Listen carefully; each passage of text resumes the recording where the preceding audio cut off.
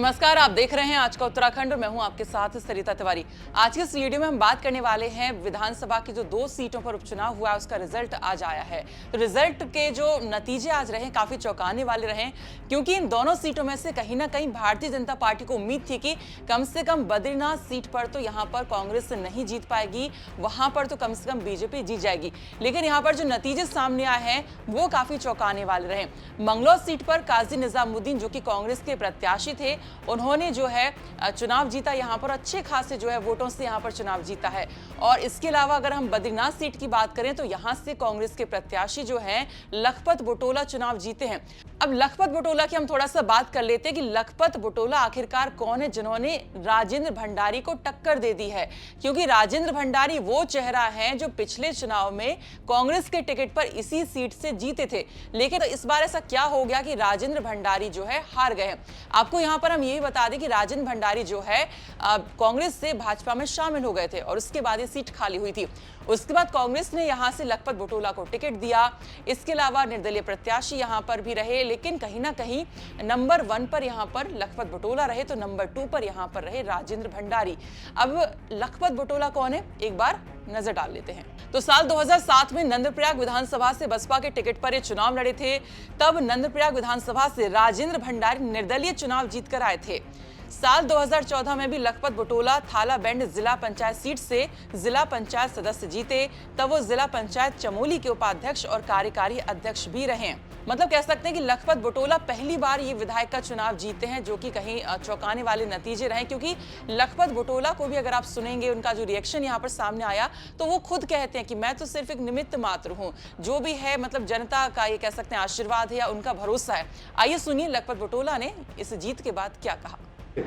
मैं जीत का श्रेय बद्रीनाथ की जनता को, अपने कार्यकर्ताओं को, अपने पार्टी के शीर्ष नेतृत्व को, सारे लोग जिन लोगों ने मेरा साथ दिया है, बद्रीनाथ के स्वाभिमान का साथ दिया, बद्रीनाथ की नैतिकता के साथ दिया है, उन तमाम लोगों को इस जीत का श्रेय दिया जाता है। महिलाओं की माता बहनें जिन्होंने पुलिस के डंडों के सामने वोट डाले, बेइज्जती सही, उनकी जीत है। गर्मी सर्दी में लू बारिश में मेरे साथ जो कार्यकर्ता घूमे, उनकी जीत है। मेरे पार्टी के नेताओं की, हरीश रावत जी, यशपाल आर्य जी, करण महाराज जी, प्रीतम सिंह जी, नवप्रभात जी, रंजीत रावत जी, हमारे सम्मानित सभी माननीय विधायकों की जीत है। सभी लोगों ने एकजुट होकर जी जान से मेहनत की, सभी कार्यकर्ताओं की, सभी की जीत है। कांग्रेस पार्टी की जीत है। और आखिर में एक बात कहूँगा कि बीजेपी के लिए एक बात कहना चाहूँगा कि आप बूथ जीतने की कोशिश मत करो, लोगों के कांग्रेस की तरह, राहुल गांधी जी की तरह दिल जीतने की कोशिश करो। ये बूथ जब तक जीतोगे ऐसे आपका काम चलने वाला नहीं। कांग्रेस दिल जीतती है, ऐसे सरकारी तंत्र का इस्तेमाल करके आप कभी चुनाव नहीं जीत सकते। हम बद्रीनाथ सीट की बात कर रहे हैं तो यहाँ पर हम पिछले चुनावों की बात करें तो 2 बार यहाँ पर बीजेपी जीती आई है और 2 बार यहाँ पर कांग्रेस जीती है, और इस बार यहाँ पर जो है कांग्रेस जीती, यानी कह सकते हैं कि 3 बार यहाँ पर कांग्रेस अब जीत चुकी है। चलिए बात कर लेते हैं मंगलौर सीट की। मंगलौर सीट की यहाँ पर हम बात करें तो काजी निजामुद्दीन जो इस बार जीते हैं वो इसी सीट पर 3 बार जीत चुके हैं, यानी कि हैट्रिक कर चुके हैं और ये चौथी उनकी जीत है। पिछले चुनाव की हम बात करें तो पिछले चुनाव में काजी निजामुद्दीन मात्र बसपा के कैंडिडेट जो स्वर्गीय सरबत अंसारी हैं उनसे मात्र करीब 600 वोटों से हार गए थे। लेकिन इस बार वो जो है यहाँ पर जो बीजेपी के प्रत्याशी रहे हैं करतार सिंह भडाना, उनसे करीब 400 वोटों यानी 449 वोटों से वो जीते हैं। अब यहाँ पर बीजेपी के कुछ लोगों का कहना है, जो सूत्र बता रहे हैं कि मशीनों में खराबी आ गई है और इसीलिए दोबारा जो है गिनती को लेकर एक एप्लीकेशन, एक प्रार्थना पत्र भी दिया गया है। अब देखना होगा कि दोबारा काउंटिंग होती है नहीं, लेकिन फिलहाल यहाँ पर जो काजी निजामुद्दीन है जीत चुके हैं। काजी निजामुद्दीन जैसा मैंने बताया 3 बार यहाँ से पहले भी जीत चुके हैं। इसके अलावा सरबत अंसारी भी यहाँ पर 2 बार पहले भी जीत चुके हैं। तो ऐसे में बसपा और कह सकते हैं कांग्रेस यहाँ पर इस तरह का ही रहा है। लेकिन हम इस सीट पर बीजेपी की बात करते हैं तो बीजेपी जो है तीसरे नंबर पर रही है। लेकिन इस बार के चुनाव में हम देखें तो करतार सिंह भडाना, जिन्हें एक पैराशूट कैंडिडेट कहा जा रहा था, उन्होंने अच्छी खासी टक्कर दी है। मतलब 30,000 के पार जो है यहाँ पर जो वोट पड़ा है वो काजी निजामुद्दीन को ही पड़ा है, तो 30,000 के पार ही वोट यहाँ पर पड़ा है करतार सिंह भडाना को। मतलब यहाँ पर आप समझ सकते हैं कि कहीं ना कहीं बहुत ही कम अंतर यहाँ पर देखा गया। इन दोनों का अगर हम थोड़ा सा गैप देखें यहाँ पर वोटों का अंतर, तो मात्र यहाँ पर करीब 449 वोट ही रहे। तो 449 वोट से यहाँ पर काजी निजामुद्दीन जो है जीत चुके हैं। अब काजी निजामुद्दीन के बारे में हम थोड़ा सा बता देते हैं ये क्या कह रहे हैं। तो काजी मोहम्मद निजामुद्दीन का जन्म है 10 अगस्त 1974 को उत्तराखंड के मंगलौर में।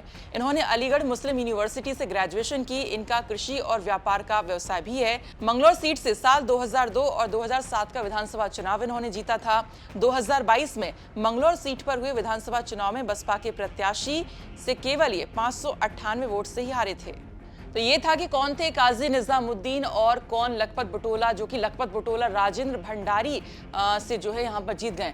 राजेंद्र भंडारी ने कांग्रेस को छोड़कर भाजपा का दामन थामा था ये सोचकर कि वो जीत जाएंगे, लेकिन ऐसा कुछ नहीं हुआ। उनका ये फैसला कहीं ना कहीं उन्हें लगेगा कि गलत साबित हुआ है, क्योंकि कहीं ना कहीं यहाँ पर प्रचार प्रसार काफी किया गया। तमाम पार्टी के नेताओं ने जो है बद्रीनाथ में काफी प्रचार प्रसार किया, कांग्रेस के नेताओं ने भी काफी प्रचार प्रसार किया। अब लेकिन कहीं ना कहीं अगर हम बात करें कांग्रेस के नेताओं की, तो कहीं ना कहीं इस पूरी जीत को लेकर एक तो कांग्रेस की जो एकजुटता है, एकता है, उसको श्रेय दे रहा है, साथ ही साथ जनता का भी खूब धन्यवाद कर रहे हैं। आइए देखिए क्या कह रहे हैं हरीश रावत। मंगलौर विधानसभा उपचुनाव का रिजल्ट आ चुका है। काजी निजामुद्दीन कांग्रेस के प्रत्याशी रहे हैं, वो विजयी हो चुके हैं। हमारे साथ हरीश रावत जी हैं, कांग्रेस के वरिष्ठ नेता, पूर्व मुख्यमंत्री। आइए बात करते हैं कि कितनी अहम थी ये जीत। ये बहुत अहम है, बहुत महत्वपूर्ण है, बहुत प्यारी है, बहुत मीठी है। ये बहुत शक्ति देने वाली जीत है, मंगलौर की भी, श्री बद्रीनाथ की भी। और मैं बद्रीनाथ की जनता को भी, मंगलौर की जनता को भी बहुत बहुत धन्यवाद देता हूँ, प्रणाम करता हूँ इनके निर्णय को। और मंगलौर के लोगों ने सारी फटकार, सारे डंडे, शक्ति बल, पशु बल, पुलिस बल, सबको नकारते हुए, धन बल, बंदूक बल, सब चीज़ों को नकारते हुए भी कांग्रेस को विजयी बनाया। कहा नहीं, ये नहीं चलेगा उत्तराखंड की धरती में। ये भाजपा की गुंडागर्दी को नकारा है और कांग्रेस की विनम्रता को विजयी बनाया है। उसके लिए मैं मंगलौर की जनता को सैल्यूट करता हूँ। रावत जी, जिस तरह से पूरा माहौल रहा, मतदान के दिन जिस तरह माहौल रहा, झगड़ा, लाठियाँ लगाना, पथराव, गोलियाँ चलना, सारे भाजपा का चरित्र इससे स्पष्ट हुआ है। और हमने तय कर लिया है कि चुनाव के बाद हम बड़े बड़े स्क्रीन पर भाजपा की इस गुंडागर्दी को दिखाएंगे, कैसे उन्होंने मंगलौर के अंदर, कैसे बद्रीनाथ के अंदर चुनाव जीता। रावत जी, ये चुनाव, ये जीत को किसको समर्पित करना चाहिए? मैं इस चुनाव जीत को कांग्रेस की एकता को और मंगलौर की जनता और बद्रीनाथ की जनता की सूझबूझ को, उनकी बड़े दिल को और साथ साथ कांग्रेस कार्यकर्ताओं की मेहनत को समर्पित। दोनों विधानसभा सीटों पर जीत को रावत जी ने जनता को समर्पित किया है। उपचुनाव के परिणामों के बाद रिएक्शंस भी यहाँ पर सामने आने लगे हैं। हम एक्स पर देखें तो वहाँ पर भी पोस्ट सामने आ रही हैं। सुप्रिया श्रीने, जो कि कांग्रेस की राष्ट्रीय प्रवक्ता है, इनका भी ट्वीट एक सामने आया है जिसमें लिखती हैं, धर्म आस्था है, राजनीतिक व्यापार नहीं। अयोध्या से लेकर बद्रीनाथ प्रभु का यही संदेश है। साथ में वो एक फोटो भी यहाँ पर अटैच करती हैं जिसमें नीचे लिखा हुआ है, धर्म का धंधा करने वाले भाजपाइयों को बड़ा झटका। एक तरफ अयोध्या से जो इनके कैंडिडेट जीते थे अवधेश, उनकी फोटो लगी हुई है, तो दूसरी तरफ यहाँ पर लखपत बुटोला की फोटो लगाई हुई है उन्होंने, और लिख रही है कि महादेव ने बद्रीनाथ में भाजपा को हराया, और एक तरफ वो लिख रही है कि राम ने अयोध्या में भाजपा को हराया। और ये धर्म जो है राजनीतिक व्यापार नहीं हो, सीधा सीधा यहाँ पर ये कह रही है। अब इस जीत के बाद जो है कांग्रेस में जश्न का माहौल यहाँ पर देखने को मिल रहा है। काफी गुलाल लगाया जा रहा है, खुशियां मनाई जा रही हैं, मिठाई खिलाई जा रहे हैं, फूल बरसाए जा रहे हैं। तो कह सकते हैं कि पहली बार ऐसा कह सकते हुआ है कि जब वो व्यक्ति यानी कि वो कैंडिडेट यहाँ पर जीता है जिसकी पार्टी यानी सत्ता में नहीं है, सरकार में वहां पर नहीं है। तो ये नतीजे जो इस बार रहे हैं काफी चौंकाने वाले रहे हैं, और इन रिजल्ट्स यानी ये जो परिणाम आए हैं इससे कहीं ना कहीं उत्तराखंड कांग्रेस में एक जान फूंक दी है। ये कहीं ना कहीं एक एनर्जी देने वाला कह सकते हैं रिजल्ट यहाँ पर है, जो कि खुद यहाँ पर हरीश रावत कहते हैं। खैर, अब देखना ये होगा कि तमाम और जो बीजेपी और कांग्रेस के लीडर्स हैं वो क्या कुछ रिएक्शन देते हैं। जो भी होगा आपको हम जरूर बताएंगे। तो फिलहाल इसी के साथ इतना ही। बाकी खबरों के लिए आप देखते रहिए उत्तराखंड तक। नमस्कार।